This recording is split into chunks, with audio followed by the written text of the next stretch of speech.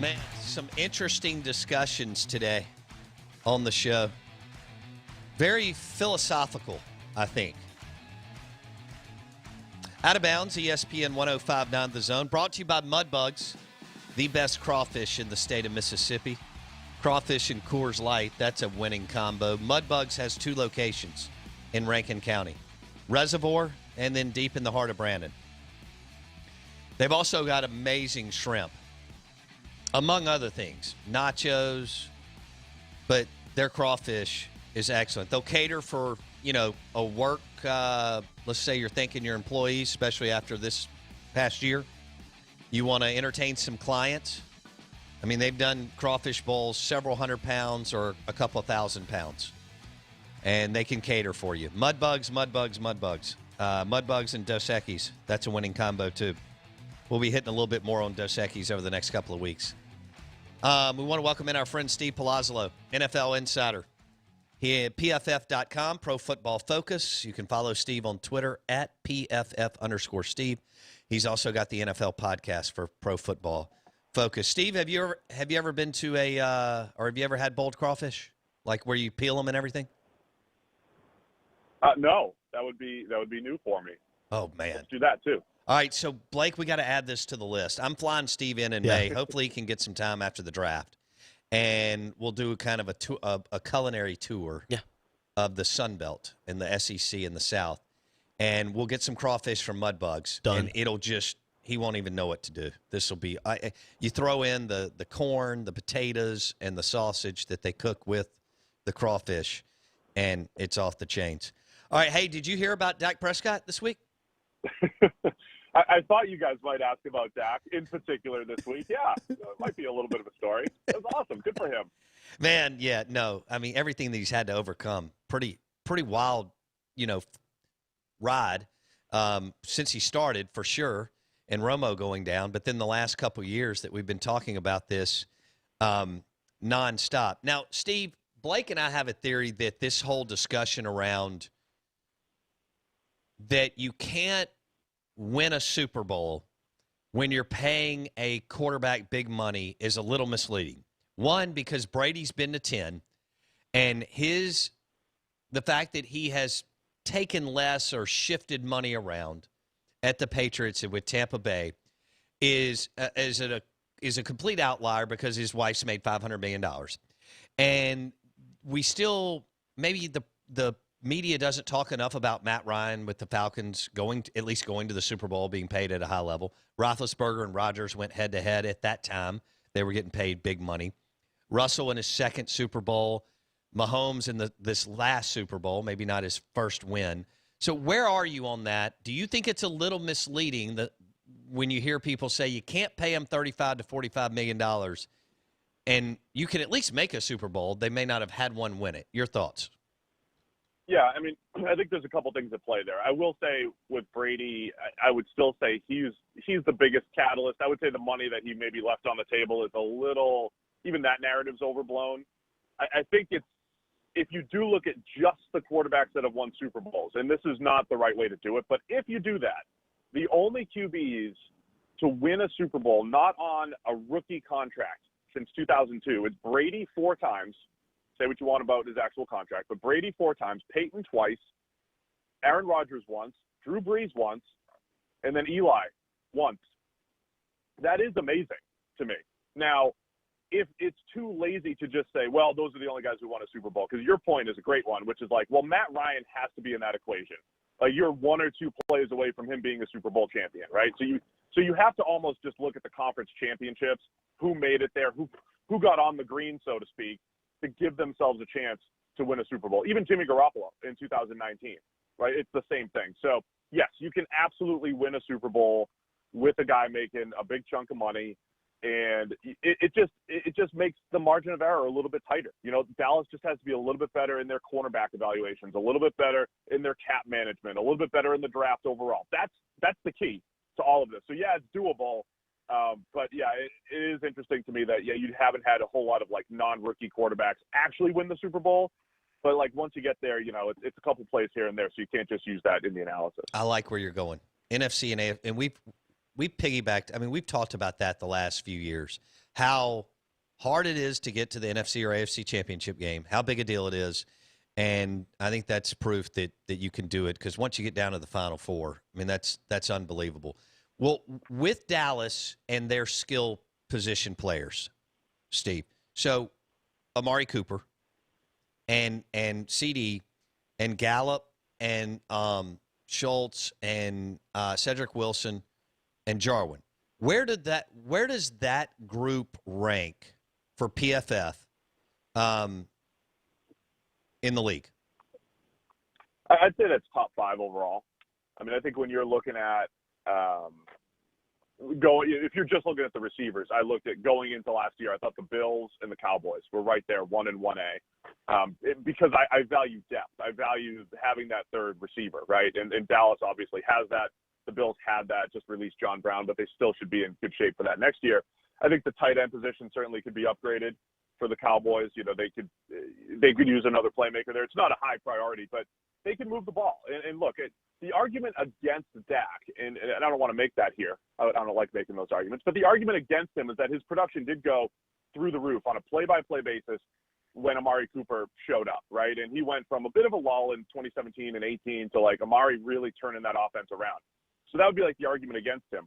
But at the same time, you know that they click. And the argument for Dak is all those guys who were on the field when Ben DiNucci and Andy Dalton were quarterback, and you know that it was the second worst passing offense in the league from an efficiency standpoint. So I expect Dallas to move the ball efficiently. Dak, with those playmakers, we've seen it happen before. At some point, they probably have to make a decision on Michael Gallup and replace him with another guy. But I like where they are. I think they're going to be able to produce in the pass game, and that's the foundation for any good winning football team. Steve Palazzolo, PFF.com, Pro Football Focus, on the Dos Equis guest line. What is Amari Cooper elite? All right, where does he rank in your wide receivers? In the PFF wide receivers, where does he rank, Steve?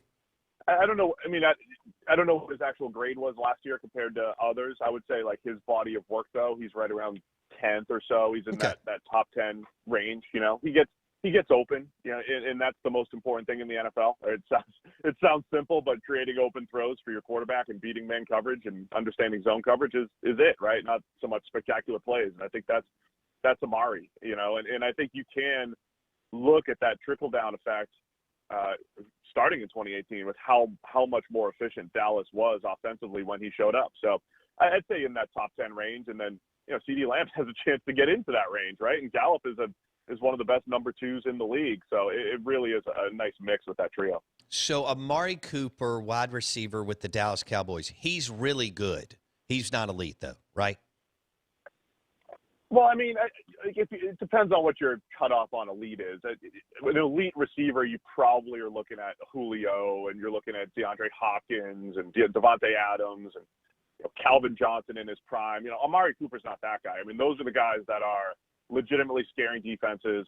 You know, they're the first guy your game plan for every single week. They're the guy that can get behind the defense, create after the catch, do it all, right? And Amari's, you know, probably a lesser version of those guys. Okay. More of a Keenan Allen type, you know, that so really, really good, you know, top 10 to 15 receiver, whatever that range is, because there's a lot of good receivers around the NFL. But, yeah, he's not in that Antonio Brown, you throw him in that mix. Those elite guys that were absolute game changers at the peak of their play. If you were taking one receiver for this year in the NFL, and you could pick any of them, who would you take? Man, based off last year, I'd go Devontae Adams. I mean, no, okay, let me stop. Tyreek Hill, I would absolutely take, just because he's the most unique. I mean, he's the guy that, from a speed standpoint, you legitimately need 2 guys watching him at all times, or he's a touchdown waiting to happen. I mean, there's nobody else in the league. I mean, there hasn't been anybody in the league like that since Randy Moss in his prime, right? So I would say Tyreek is the most important receiver in the league, the most valuable receiver in the league. Then I'd go Devontae Adams. That's with DeAndre Hopkins dropping off a touch and Julio dropping off a touch. But I think Tyreek is that guy that you can do anything with and produce, and absolutely scares defenses. And then you would go Devontae Adams. Yeah, Tyreek and Devontae, I would say. Wow. Okay, if you were, and I know that y'all don't think running backs, I mean, you know, the position's been devalued. But if you could pick any running back in the NFL today for the 2021 season, who would you pick? I'd probably go Alvin Kamara. Ooh, I'd go Kamara yeah. or McCaffrey. You know, Derrick Henry's awesome as a runner. Nick Chubb is awesome as a runner, but I want a guy that in the pass game. You know, Kamara's value is, you know, just destroying linebackers, you know, wherever you line them up and winning in space, and then also being a good runner, slashing runner. So I would attack with a pass first type of running back like those two guys. Steve Palazzolo at PFF_Steve, the NFL podcast, Pro Football Focus, PFF.com. He joins us on the Dos Equis guest line. How much do you – I mean, I know you know some about him, but have you been able to do a deep dive on Kyle Pitts? But just if you have it, what you know about him. I mean, people are talking about what a freak he is and great prospect, and if things go right, could end up, you know, in Canton, Ohio. Tell me what you think. Yeah, I've watched him quite a bit, and look, I think I agree. The buzz is through the roof for him. It is amazing. The more people watch him, the more you kind of get that consensus. You know, he could be the best player in the draft, could be going to the Hall of Fame. I don't think I've ever seen somebody with that. Trying to make comparisons for him is just really difficult. I was joking the other day and said Dennis Rodman. Oh, that was great. I saw that on Twitter. Right? He's long and he just goes and gets the ball, right? Like, it was amazing watching Dennis Rodman rebound, because it's like, how could you average 15 rebounds a game? How could you be that much better than everyone else? And it's obviously, you know, a little bit of want to, a little bit of just fundamentals, and a little bit of just feel and knowing where the ball is going to be and getting there, right? I mean, that's Kyle Pitts. When the ball's in the air, he's just going to go get it with a massive catch radius. He understands, you know, where he needs to be to catch the ball. He can create after the catch. He can separate. He's just got this incredible body type of, you know, like a long, lean wide receiver, but he's supposedly 240, but he's still young and can fill out a little bit more. So even comparing him to current NFL players, I think maybe Darren Waller is the only one you can think of. Oh, wow. And because he's a former wide receiver. Waller turned into a mismatched tight end. So that's Pitts, right? There's only a handful. There's a lot of good tight ends in the NFL. There's only a handful of game-changing mismatched tight ends. That was Gronk in his prime. That's Travis Kelce. That's Darren Waller. It's George Kittle. And I think Pitts steps right in as a rookie and becomes one of those guys if he's used in that way. Yeah. You know, Steve Palazzolo on the Out of Bounds show, Darren Waller has given me nightmares. I went to the Orange Bowl in 2014, and that was Dak's big year, one of them at Mississippi State, and he was the tight end for Georgia Tech of all teams. And obviously they run the triple. But that night, this kid who I'd never heard of absolutely abused Mississippi State. And then that's crazy that the rest is history. You know, he's on the Raven squad, I think, and Gruden and Mayock see him, and they're like, okay, we want him, and then the rest. Isn't that a remarkable story, Steve? It is. He had some off-field issues. I think some drug issues he overcame early in the league. I forgot about that. He was a wide receiver, and he kind of bulked up to tight end, which, man, I would take those chances all the time. Give me all the bulked up wide receivers that are moving to tight end, because they can be, you know, game changers in the pass game. That's what we've seen from Waller. He just continues to get better. What a story. Steve Palazzolo on the Out of Bounds show. All right, let's go to Russell Wilson. I mean, we can't – now that we've talked about Dak forever and ever, and this thing got – you know, that book is closed for now. I would like to know what the conversations are like in the Pro Football Focus headquarters and office. And the fact that I keep thinking it's going to go away, that Pete Carroll is going to come to his senses and check his ego at the door. But evidently, maybe it's not. And we feel like this Chicago buzz is heating up. Are you buying this, or do you think he'll be with the Seahawks opening day? So I'm kind of with you. I keep thinking everything's going to go away. Like, I figure, Dak in Dallas will figure it out. Deshaun in Houston will figure it out. I'm getting less confident in that by the day. And I'm getting less confident in Wilson and the Seahawks. So internally, from a PFF standpoint, we would think it's crazy to get rid of Russell Wilson. Like, you search far and wide to find a Russell Wilson. So giving up on him is not the move. But the Seahawks are in such an interesting situation, because I think if they go back through their history and they say, okay, we've won a Super Bowl, we were a couple plays away from winning another. When we did that, we had an incredible defense and we had Marshawn Lynch. Now, right or wrong, I'm just saying this is the reasoning, right? We had a rookie contract quarterback. Russ was more of a passenger rather than the catalyst, even though he was still awesome back then. I could just see this being their reasoning in Seattle. And then at one point, they were like, all right, Russ, go carry us. And that started in 2015, and it wasn't great. In 2017, I think they started it again. So there were all these different points where they tried to put the ball in Russ's hands a little bit more, but they didn't win as many games, or they didn't have those same results, or they didn't even get to the NFC Championship. So even though I don't think that's the right line of reasoning, because that line of reasoning says all you have to do is have Richard Sherman and Earl Thomas and Cam Chancellor. All you have to do is have 3 Hall of Famers who are perfect for our system on the team, and you're fine. So the line of reasoning's wrong, but I think that might be their line of reasoning. And they might say, well, we had Marshawn, we had the running game, we had all these other things, and that's the way to win. And I could see Seattle talking themselves into, we can't be a Russell Wilson-driven team, which I think would be a big mistake. But I could see those conversations being had. I cannot believe that Pete Carroll's going to screw this thing up. Steve Palazzolo, PFF.com, NFL Insider, the podcast. You can find NFL Pro Football Focus podcast, plus at PFF_Steve on Twitter. So we played this game earlier in the week, Steve, and we want to bounce it off of you. Who's easier to replace? Pete Carroll or Russell Wilson? We think Pete Carroll, even though he's obviously a really good coach and has won at the NFL level and college level. So for Steve Palazzolo and PFF, who's easier to replace the way the game is played this day and age? Pete Carroll or Russell Wilson? Definitely Pete Carroll.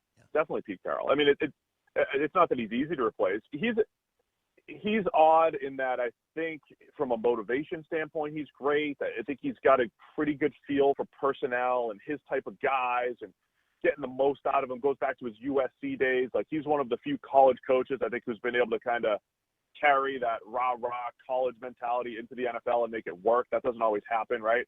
So he's great at all that. I think Pete Carroll has a long way to go as far as in-game decision-making goes.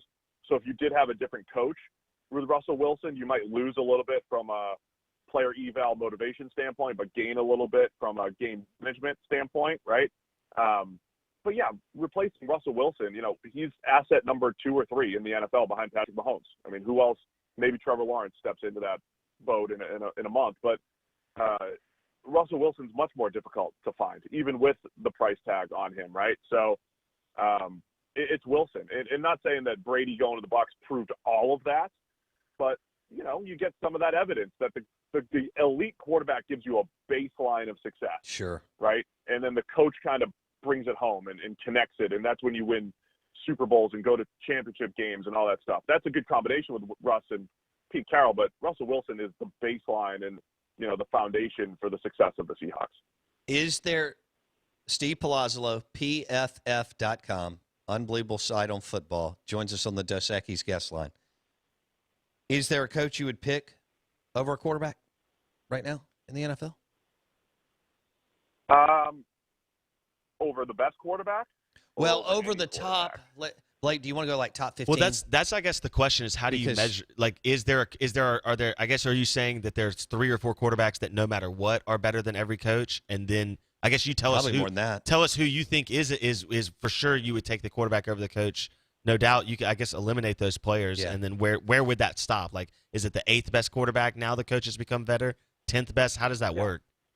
You guys are really philosophizing today. I like it.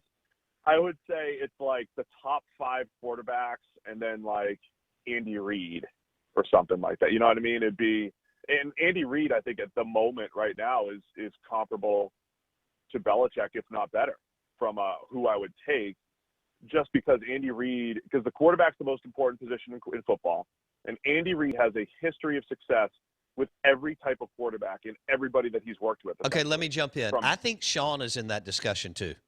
Steve, do you disagree? Sean, I think we'll learn more and more about Sean this year and next year, probably. Okay. I wouldn't take him out of that equation, but Mahomes worked the other way, right? Like, he made everybody good, and then he got the elite quarterback in Mahomes. We've mostly seen Sean Payton work with Drew Brees, right? Of course, he got a little production out of Teddy and Taysom and all that stuff, but we've mostly seen him with Brees. We mostly saw Belichick with Brady.